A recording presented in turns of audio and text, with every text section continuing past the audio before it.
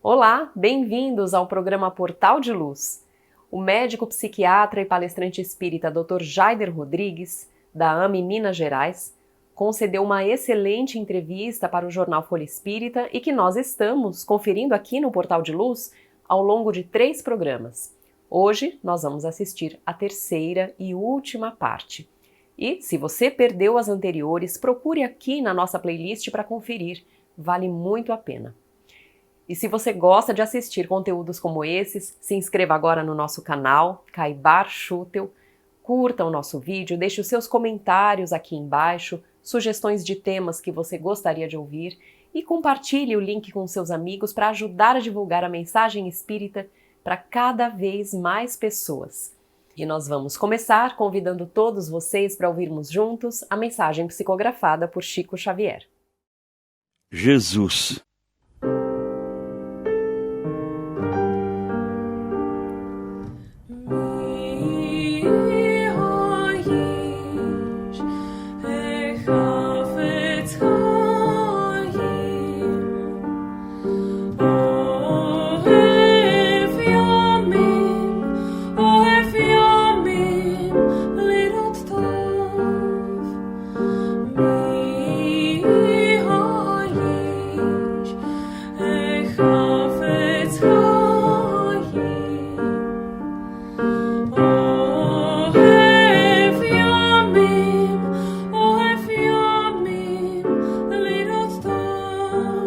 Com o nascimento de Jesus, há como que uma comunhão direta do céu com a terra. Estranhas e admiráveis revelações perfumam as almas, e o enviado oferece aos seres humanos toda a grandeza de seu amor, da sua sabedoria e da sua misericórdia. Aos corações abre-se nova torrente de esperanças e a humanidade, na manjedoura, no Tabor e no Calvário, sente as manifestações da vida celeste, sublime em sua gloriosa espiritualidade. Com o tesouro dos seus exemplos e de suas palavras, deixa o Mestre entre os homens a sua boa nova.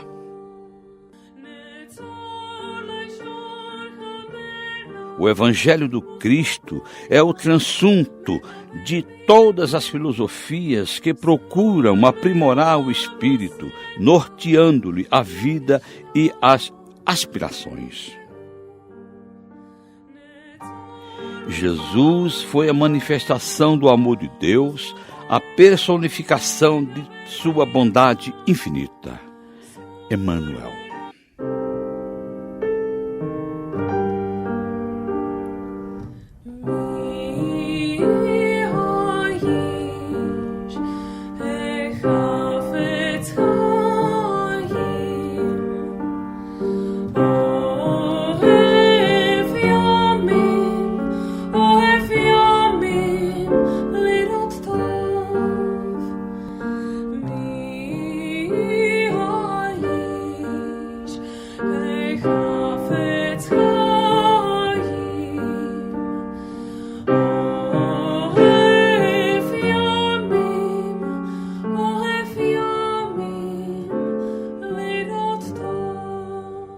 O psiquiatra Dr. Jaider Rodrigues, da Associação Médico Espírita de Minas Gerais, é também diretor e médico do Hospital Espírita André Luiz, portanto possui vasta experiência com tratamentos psiquiátricos. É médium, é palestrante, autor de livros sobre saúde mental e ele foi entrevistado pela equipe da Folha Espírita. Nós estamos conferindo aqui no Portal de Luz o que ele nos disse ao longo de 3 programas. Hoje nós teremos, portanto, a terceira e última parte dessa entrevista com o Dr. Jaider.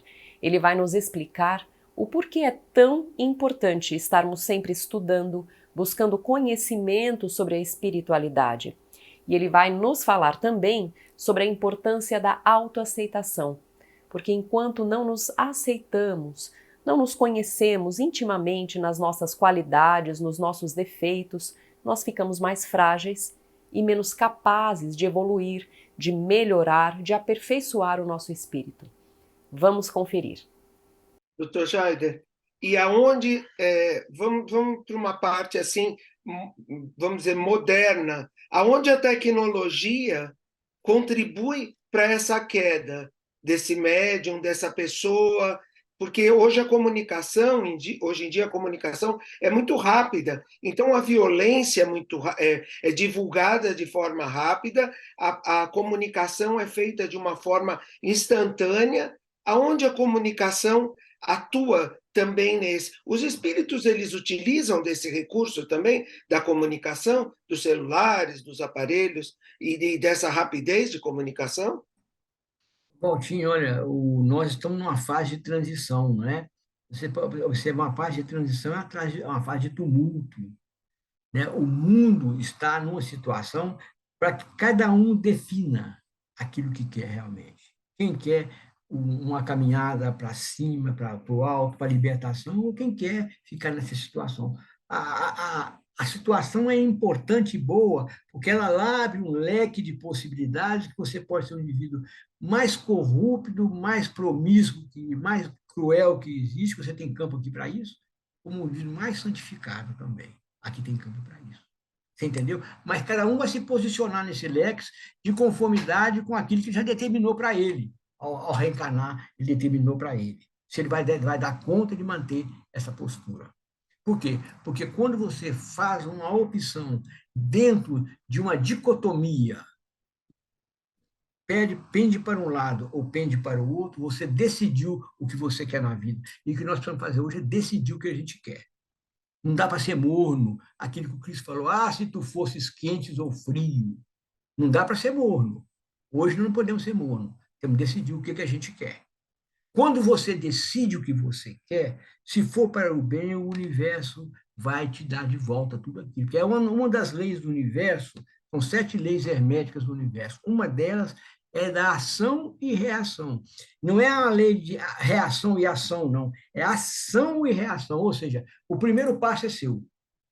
O primeiro passo tem que ser do indivíduo da Cracolândia. O primeiro passo é seu.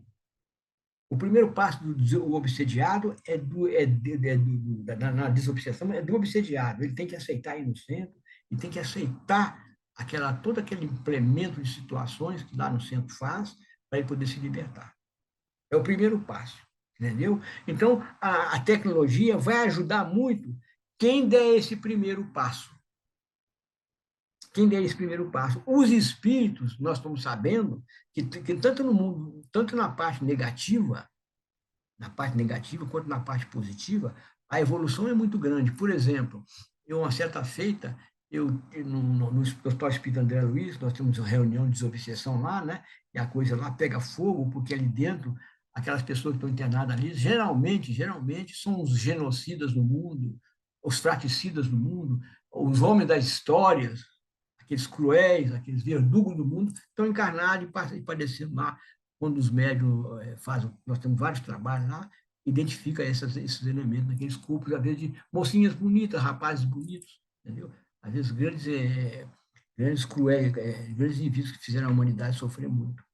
Então, o que acontece? O que acontece? Lá na reunião, certa feita, um espírito manifestou e deu o nome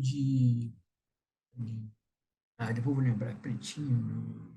Ele falou assim, olha, deu um nome assim, ele parece ser um escuro, acho que era Pretinho, uma coisa assim que deu o nome. Ele falou, eu fui trazido aqui para um prêmio para poder ver essa reunião suas, e eu trabalhei muitos anos, já no começo do século, como doutrinador. Nós tínhamos um lugarzinho espiritual, onde os espíritos manifestavam, e a gente com muita dificuldade, porque eu era porque eu tinha muito pouco recursos. Então, eu era doutrinador. Mas eu entrei aqui e via que era essa parafernália aqui. Vocês sabiam que quando um espírito entra aqui dentro desse campo vibratório, com esses aparelhos aqui, sai ali numa tela ali, tudo o que ele precisa, tudo que ele já foi, os pontos de fragilidade, os pontos de esse estado no mal dele, aqui a gente vê tudo, a gente olha assim, tudo. Tem aqui uma quantidade de aparelhos que eu não sei para que serve, não, mas eu vi ali, quando um espírito entrou, sai na tela lá apontando assim os locais que tinha que atuar nele, aí rapidamente a história dele, de tudo. E o espírito que é responsável por aquilo passa para vocês, através da percepção intuitiva, o que tem que fazer.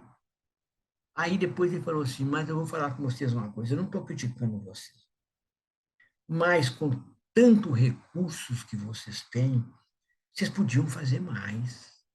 Vocês têm recurso para fazer mais, porque é muito recursos de tecnologia que tem aqui dentro. Vocês podiam fazer mais. Também no umbral a gente sabe que tem isso. Também no umbral a gente sabe que tem isso. A gente sabe que muitas doenças que nós temos aí, principalmente as doenças viróticas, bacterianas, eles ficam trabalhando para poder criar mutação de genes nesses vírus para infectar a humanidade na crosta terrestre.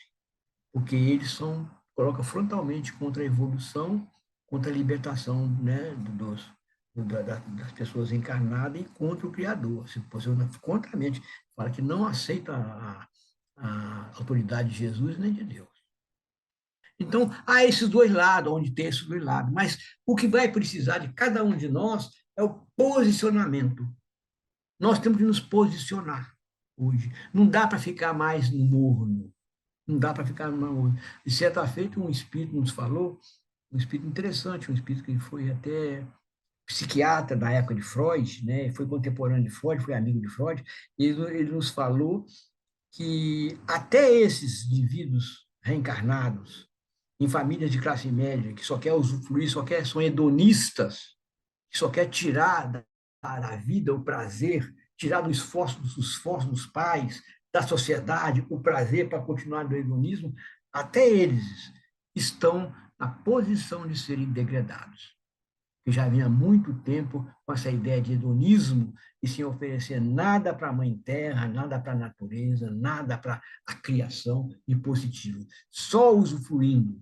Então, eles vão ter que ter um choque de realidade no mundo primitivo a fim de recomeçar. Até esses, hein, estão só usufruindo, os hedonistas, que só quer saber de explorar a família, explorar a sociedade. E você vê muito isso hoje. Elementos hoje reencarnados de classe média que não soma nada para a humanidade. Só quer saber de cobrar de pai, cobrar da sociedade, entendeu? Ou quando muito sai para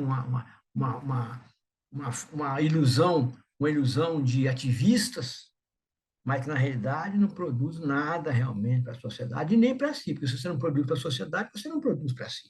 Não adianta, né? Você pode ser egoísta como for. Se você só pensa em você, você se insista. Você não expande aquilo, né? Todo o dom que você tem, se você não expande aquilo em função de ajudar os semelhantes, de favorecer os semelhantes, ele não fica em você, não. Ele insiste em você. Então, a evangelização infantil dentro dos grupos espíritas é um alicerce para o trabalho junto com a família, como o senhor falou, que tem naquele período da família, aí ele vai para dentro do centro espírita, da casa espírita, a evangelização infantil atua como um alicerce para esse trabalho, para essa pessoa? Ô, Valtinho, vou te falar, viu? Uma das grandes. Se eu e minha mulher não fizemos nada nessa encarnação, ou fizemos muito pouco, foi pegar os nossos filhos, né, os nossos 6, 7 filhos, e levar a vantagem de levar para a hora de evangelização.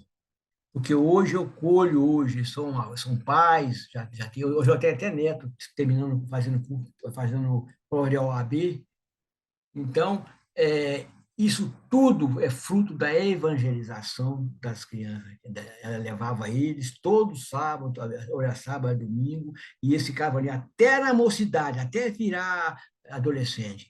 E hoje, vou te falar, eu vou dizer, isso vale a pena todo qualquer pai e mãe investir nisso aí, porque está investindo na sua paz no futuro. Você recolhe aqui mesmo, tendo paz no futuro, porque você consegue ajudar a formatar as pessoas de bem. E a aula de evangelização é uma bênção na família espírita, é uma bênção no catecismo católico, é uma bênção lá no templo reformista. Aonde tiver uma educação evangélica para a criança, você devia estar investindo firmemente na tranquilidade dele, daquele que ele está investindo e da sociedade. E o adulto que chega no centro espírita, na casa espírita, sem conhecimento, ele vai por algum motivo procurar pela dor, como falam, pelo amor ou pela dor, e aí ele entra dentro da casa espírita e ele se depara com o estudo. Só que muitas vezes o adulto, que não passou por essa fase da evangelização infantil, ele recua nessa parte do estudo. Mas o que chama mais a atenção dele dentro da casa espírita é todo o trabalho que é feito, é toda não me recordo a palavra agora, o que acontece de manifestações, são as manifestações dentro da casa espírita. Então, a prática do bem, o senhor falou, e o Conrado levantou na pergunta dele, muito importante. A prática mediúnica, ela é importante para o médium, porque ele precisa disso, e o estudo, aonde entra? Como deve ser organizado um estudo dentro da casa espírita para o médium, ou para qualquer frequentador? Olha, deixa eu falar com você uma coisa, Valtinho. Nós falamos muito em força mental, né? A força mental tem dois viés importantes, a força mental. Tem força mental quem estuda e tem capacidade cognitiva. Quem arregimenta conhecimento, está mobilizando energias dentro dele, energias que nós desconhecemos através da cognição. E o outro aspecto da força mental é a nitidez do que você pensa.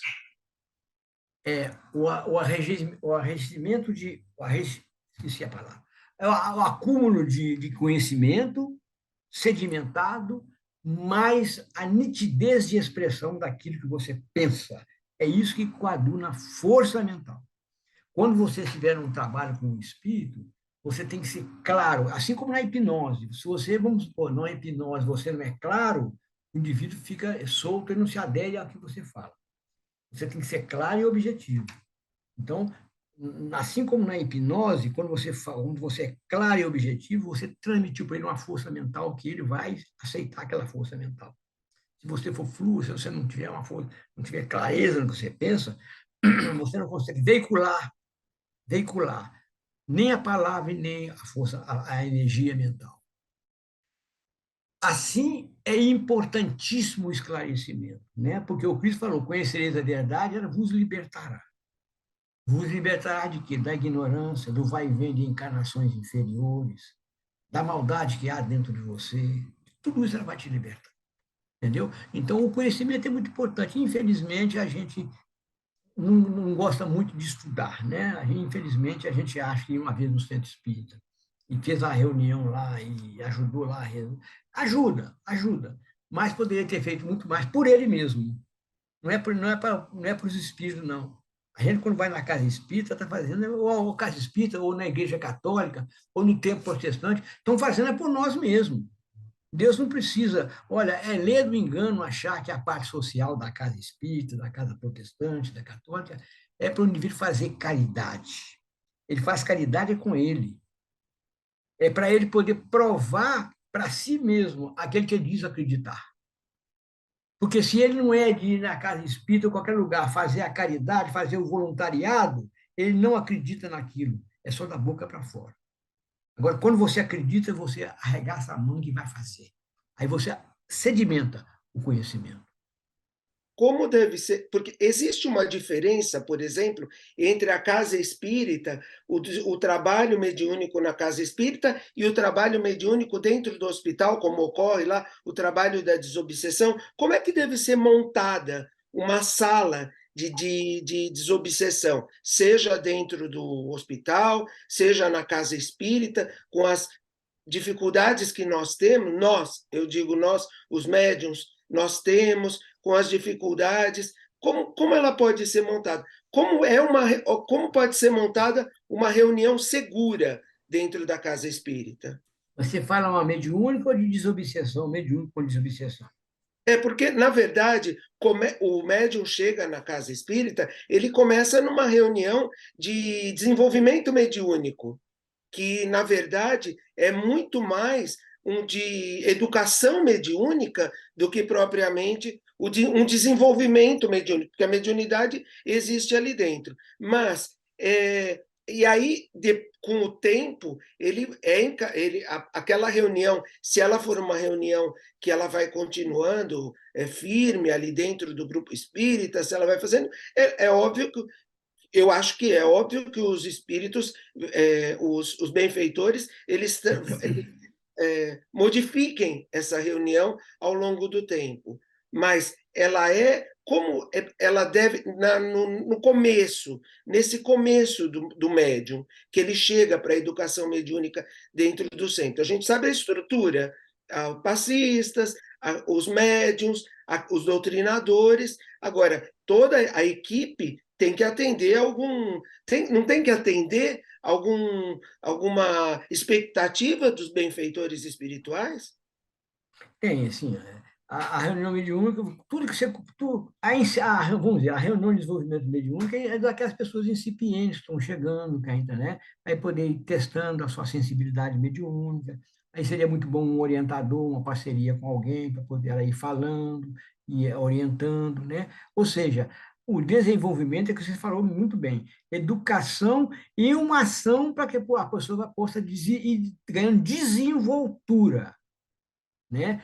Intimidade com a capacidade de pensar e ver que as ideias fluem dele, vêm de fora também. Então, para poder ele se familiarizar com isso. E afinando, vamos dizer assim, as vibrações com o mentor dele. Não é isso? Geralmente, as pessoas chegam numa situação dessa, geralmente eles têm alguma influência mediúnica negativa. Aí, realmente, quando ele começa a frequentar, eles fazem uma limpeza daquelas mais grosseiras para ele poder conseguir enquadrar-se. Se ele caminha mais, se ele mostra realmente responsabilidade, porque o nosso grande problema, Valtinho, nas nossas questões voluntariadas, é responsabilidade e compromisso com a gente faz. Eu vi isso muito no hospital, muito. Eu fui diretor muitos anos, diretor médico. Às vezes um indivíduo chegava lá todo entusiasmado, querendo trabalhar no ambulatório de graça. Eu vou trabalhar aqui, vou. Eram os piores trabalhadores que a gente tinha, aquele que era voluntariado lá no hospital para atender pacientes. Ele ia um dia, não ia no outro, deixava o paciente esperando. Mas quando era remunerado, estava todo mundo lá. Ele tinha que cumprir. Ou seja, o compromisso não foi assumido ainda. Então tem que assumir o compromisso, a responsabilidade com a reunião. E reunião mediúnica é muito séria, que o indivíduo não pode ser flutuante, não. Ele tem que ser um indivíduo que ele decidiu, assuma a responsabilidade. Se ele assume no primeiro momento no desenvolvimento mediúnico, para educar a mediunidade dele, né, ele vai caminhar naturalmente, igual você falou, para uma parte de reunião mediúnica mesmo, vamos dizer assim, né? Geralmente essas reuniões mediúnicas mesmo, elas vão receber espíritos sofredores, aqueles que morreram e não sabem, aqueles que se infartaram, ou aqueles vingadores, assim, aqueles vingadores que chegam lá, geralmente são os desafetos do pessoal do centro espírita, né? E junta ali aquele grupo de encarnados, e vem um grupo de desencarnados de vingadores, e os mentores vão fazendo um saneamento de conformidade com o merecimento e a postura mental de responsabilidade do indivíduo, vão afastando um, levando o outro, e ele vai ficando com a mente mais solta e vai se adentrando. Se ele é responsável e tem frequência, aí o terceiro passo é formar uma reunião de desobsessão. Geralmente, a reunião de obsessão são aqueles elementos mais assíduos, passa a observar isso no centro. São aqueles mais assíduos, aqueles que mais trabalham, aqueles que pegam mais na frente, Por quê? Porque à medida que essas pessoas vão se adentrando em responsabilidade, em assiduidade, em vestindo a camisa do centro do trabalho, ele está fazendo um grande trabalho mental com ele, sem perceber. Ele está fazendo um trabalho mental de arregimentar forças no espírito dele, através da dedicação que ele faz no centro para ajudar outros, que são forças estruturadoras da mente dele. Aí ele vai com assiduidade, vencendo lutas, chega na reunião de desobsessão. A reunião de desobsessão, primeiro tem que escolher um orientador que seja experiente. Porque nós vamos, quer dizer, quem vai entrar numa área dessa vai cutucar a caixa de marimbondo, né? Vai cutucar a caixa de marimbondo. Então, tem que ser uma pessoa que seja experiente, que estuda, que procura ter um controle das suas emoções, e se propõe a formar o grupo. Quando se propõe a formar o grupo, vem o aval dos mentores. Geralmente vem o aval dos mentores, né? Que é importante. Geralmente se propõe a formar esses grupos porque o cinturão em cima dos participantes começa a apertar a questão da obsessão, porque as hostes contra o trabalho de emancipação, do bem, de estruturação, começa a ver adversários neles e começa a apertar o ciclo em cima deles para eles desistirem. Quanto mais eu rezo, mais assombração me aparece.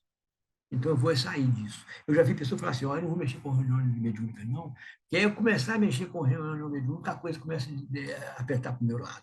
Então, eu não vou mexer com isso, não. Lendo engano, né? Ele está tendo a oportunidade de desenvolver a tenacidade mental dele e se libertar de muitas amarras que ele tem.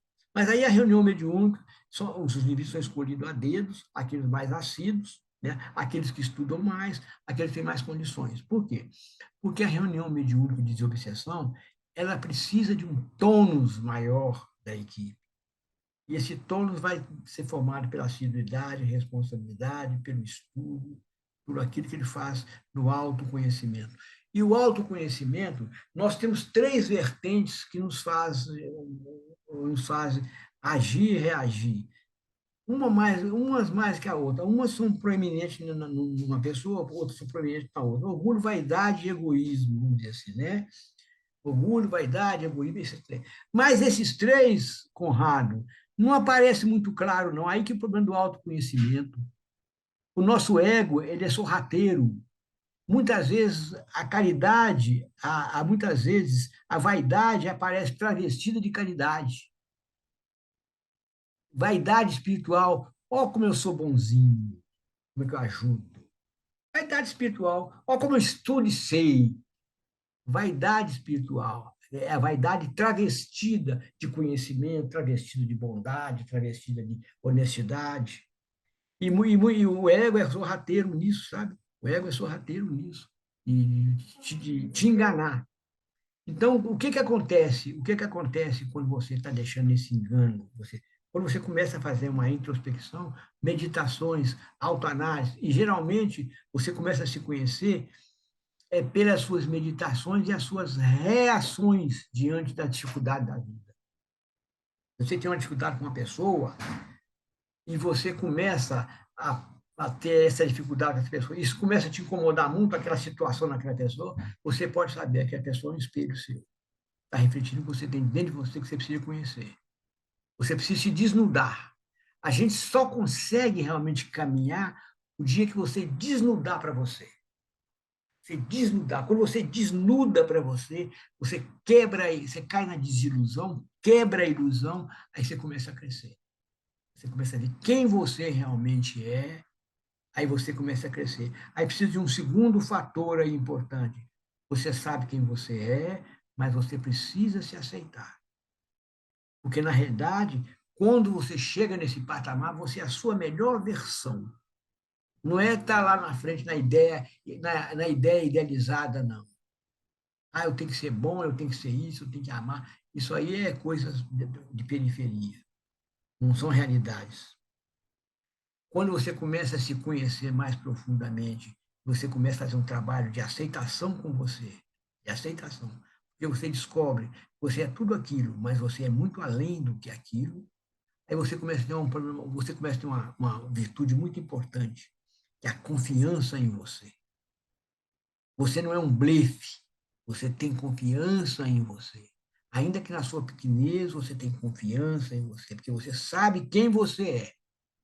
Então, se você começa a fazer uma análise das suas reações, você vai notar que você tem reações em várias situações que sempre que te incomoda, o outro é espelho. Você está com aquilo dentro de você, projetando no outro. É uma projeção, está projetando no outro. Você começa a ver por quê, fazer uma análise, por que eu estou projetando no outro, por que está me incomodando. Você começa a ir lá no fundo, e puxando o fio da meada, aí você vai ver como é que a vaidade está na periferia, como é que o orgulho está na periferia, como é que o egoísmo está na periferia. Você vai começando a ir lá para dentro. Aí você vai encontrando justificativas sem julgamento. Justificativas sem julgamento. Essa sombra me trouxe até aqui. Esse homem velho me trouxe até aqui, tem que ser respeitado. Só que hoje adquiri um grau de consciência que eu não posso agir assim mais. Não me é benéfico agir assim mais, embora ele queira que eu aja assim. Mas eu não posso agir assim mais. Não vou excomungá-lo. Vou entender e não vou aceitar o que ele faz. Isso demanda tempo, porque o ato do castigo põe a boca torta. Isso demanda tempo. Então, mas você está se aceitando. À medida que você se aceita, o seu nível de ansiedade vai fazendo assim, ó. As suas exigências perfeccionistas vão fazendo assim, ó. Vão caindo, caindo, você vai vendo as coisas mais claras, aí o seu poder como filho de Deus vai começando a se expressar. Porque você não é um brief para você nem para ninguém. Isso é muito importante. Nas reuniões de desobsessão, você tem que ser assim. Você tem que entrar nessas reuniões. Não é que nós conseguimos da noite para o dia, mas você tem que estar buscando isso. Porque quando um espírito chega e fala para você assim, você está me falando isso aí, mas você já matou muita gente, você já fez muita coisa errada. Posso fazer defeitos, sim. Mas hoje eu não faço mais. Graças a Deus, não faço mais. Né? Isso já é uma força muito grande que você tem. Por quê? Porque ele ainda não conseguiu fazer isso. E você, quando não faz mais, está lutando para não fazer, você já está num tom vibratório maior. Aí você pode falar com autoridade com ele. Não porque você tem aquela conquista sedimentada, mas você está buscando ela e está sendo sincero com o que você faz. Você é honesto, você é de confiança. Quem é sincero é de confiança. Você sabe o que o indivíduo pensa, o que ele fala. Então, isso é uma coisa muito importante, porque nós temos que fazer essas coisas aqui, e eu estou falando alto para vocês, para me ouvir, porque do lado de lá isso não tem como escamotear, não. E lá de lá você pensa, a coisa acontece. Não é? Então, se a gente lidar com isso aqui, nós vamos nos tornando mais dignos de nós mesmos na nossa caminhada, mais verdadeiro. Isso vai dando muita alegria para a gente, muita alegria para a gente. Doutor Jaider, foram minutos aqui de muita alegria para a gente em ouvi-lo. É sempre muito bom estar junto do senhor e aprender bastante. E nós começamos toda a nossa conversa aqui, o nosso bate-papo, trazendo situações muito dolorosas, né? Até mesmo a Cláudia trouxe como ponto de partida aí a questão do filme, cenas assustadoras, passamos por situações dentro de reuniões de desobsessão, falamos da questão difícil daqueles que vivem na Cracolândia, e principalmente em todas as respostas, o senhor nos trouxe uma visão muito amorosa, uma visão muito positiva da própria questão da obsessão, como um caminho para que encarnados e desencarnados possam trilhar, apesar das dores, das dificuldades, mas que quando feito com dedicação, com compromisso, com entrega, o final, o trajeto que vai ser percorrido, se a gente pode dizer, o destino que um dia alcançaremos é um destino de amor, porque o senhor bem disse, o mal não é uma criação de Deus. Ele foi acontecendo ao longo da criação. Então, eu queria pedir para que a gente pudesse encerrar ouvindo do senhor uma mensagem de otimismo, de recomendações positivas para quem possa estar nos ouvindo hoje, que sofre com obsessão, que conhece pessoas que estão sofrendo muito com a obsessão, uma mensagem que a gente pudesse levar a eles dizendo que é um caminho a ser percorrido, mas que o destino disso para todos nós será a perfeição, será a luz, será o entendimento do amor. Você já falou tudo aí, né? Mas você já falou tudo. Mas todo mal que a gente. Na realidade, tem até um livro muito bom que eu li, que chama Não Temas o Mal, da Eva Pierracos. Né? É um livro interessante, muito interessante. Mas olha só, todos, tudo no universo, tudo que está passando hoje, as maiores dificuldades, os maiores sofrimentos, ele é transitório. E é interessante a gente observar o seguinte: todo sofrimento é um ensinamento. Não é que nós tenhamos que passar por determinados sofrimentos que a gente escolhe, não. Mas se você escolheu, se você optou por aquilo, nas maiores dificuldades, você está crescendo ali como um ser. Na maior dificuldade, você está, até no mal, você está crescendo como um ser.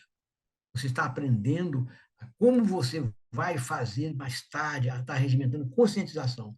Vocês já pensaram o dia que um espírito como Hitler, aquela força mental, virar para o bem? O que esse espírito vai fazer? O que esse espírito vai fazer? Olha Paulo de Tarso.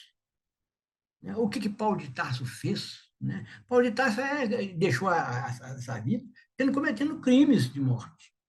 Entretanto, foi um espírito luminoso, glorioso. Por quê? Porque ele não se deixou dominar pelo mal. Ainda que a gente esteja sofrendo, aquele sofrimento pode saber que ele está fazendo luz em você. O momento que você começar a entender esse sofrimento, ele vai fazer luz em você de libertação. Em qualquer situação de libertação. Por quê? Porque nós somos criados pelo Criador, nosso Pai, nós somos apartados dele, melhor colocando, nós somos apartados dele e nós somos centelha, nós somos criados pela imanência divina. A imanência divina é ligada à felicidade, à libertação, ao poder. Ao poder. Só que nós buscamos de maneira equivocada. Mas o dia que a gente... E o sofrimento é a melhor... O sofrimento é a melhor possibilidade que o indivíduo tem de abrir a consciência. É o sofrimento. Depois do poder de Deus, o sofrimento é a maior possibilidade que o indivíduo tem de poder abrir a sua consciência e expandir voos longos, à medida que ele vai entendendo o sofrimento. O recado do sofrimento. Se é uma doença, é um recado. Se é uma situação qualquer financeira, é um recado. Se é um abandono, é um recado. Se a gente souber decodificar esse recado e saber entender esse recado, todos nós vamos crescer. Agora, todo sofrimento tem fim. Todo sofrimento tem fim. E o fim do sofrimento é quando você começa a entender. À medida que você começa a entender a sua vida, é por isso que é muito importante a autorreflexão, a meditação, você começa a entender, você vai abaixando as questões de ansiedade, de revolta com o sofrimento, e ele vai deixando de ter aquela força que ele tem na sua vida para ter um outro tipo de força, aquela força de resiliência, da força para você vencer os obstáculos. Qualquer sofrimento, ele tem essa função, ele tem essa conotação, não é para punir, é para educar, para educar. E esse grau de sofrimento, quem dá ele somos nós. Quem dá ele somos nós. A gente vê pessoas em dificuldade imensa, entretanto, tranquilo por aquilo, e fazendo brilhar a sua luz em muitas situações. Muitas. Eu vi muito isso em hospital, com paciente terminal. Vi muito isso, né?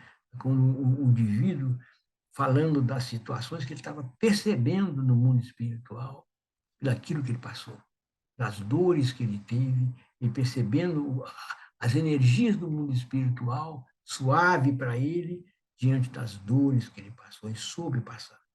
Então, tudo é transitório na vida, tudo é transitório. Obsessão é transitória, enfermidade é transitória, situação financeira é transitória, tudo é transitório. E se nós conseguimos olhar isso com transitoriedade, que isso é transitório, fica muito mais fácil. Muito mais fácil. Porque tudo que nós vivemos hoje é educativo, não é punitivo. O Criador não nos fez para punir. Deus não pune seus filhos. Deus educa seus filhos. E essa nossa situação aqui na vida, 50, 60, 70 anos, isso é um átimo diante da eternidade. Isso vai passar. E passa para todos nós. E é igual quando você tem um sofrimento muito grande, depois você passou por aquilo, você olha para trás assim e fala, não foi tão difícil assim, não. Só na hora que foi. Mas hoje é o aprendizado que eu tirei disso tudo. Não é mesmo? Então, nós todos devemos ter muita esperança, mas precisamos, cada um de nós, nos posicionar. Nós estamos numa época de posicionamento. Não podemos repetir equívocos de passado. O tempo novo chama postura nova. Postura nova chama vivências novas chama alegria, felicidade, paz de consciência. Sem palavras para agradecer o seu tempo conosco, numa sexta-feira à noite.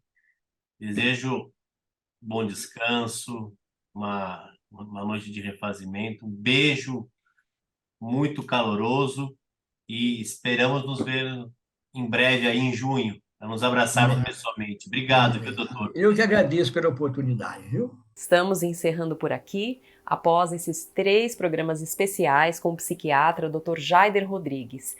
Quem não pôde conferir os programas anteriores, vale a pena buscar aqui na nossa playlist e assistir, pois ele nos traz muito conhecimento.